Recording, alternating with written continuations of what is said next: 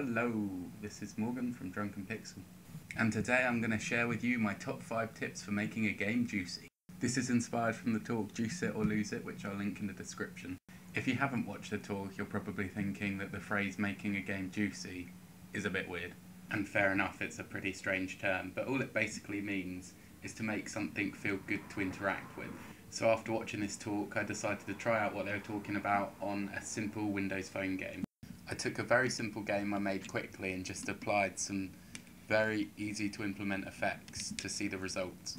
And to my surprise, considering how simple the game is, it did much better than I expected. Got thousands of downloads and hundreds of reviews, with the majority of them being 5 and 4 star, and got in the top 100 action and adventure games in most countries. The game is not very complicated at all. It's called Reaction Chains, and all you need to do is simply make the highest score possible by creating chain reactions.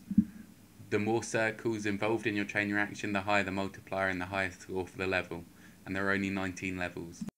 To reiterate, this is not a very complicated game, it's just something I threw together to see the effectiveness of these methods.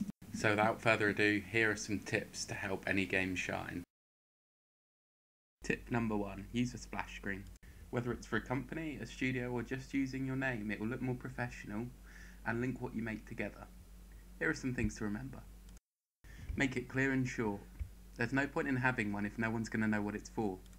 Similarly, make it skippable. Users are going to resent the game if they have to wait through it every time they want to play. Either use the same one every time, or add slight differences depending on the feel or the mechanics of your game. And finally, if you make it interactive, you force the user to engage with it. Here's the example one I used in my game. It's short, to the point, interactive and skippable. Tip number 2, polish.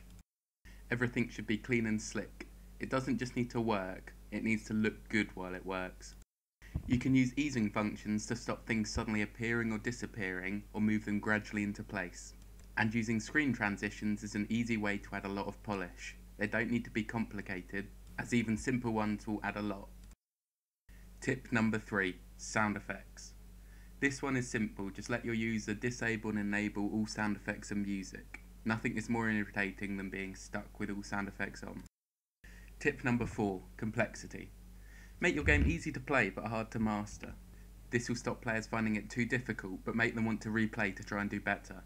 For example, my game is not difficult to complete but much harder to obtain a high score.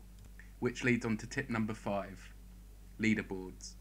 This gives relevance, meaning and comparability to a player's score and is an easy way to add replayability. For mine I used the online service Scoroid, which was easy and quick to implement, not to mention free.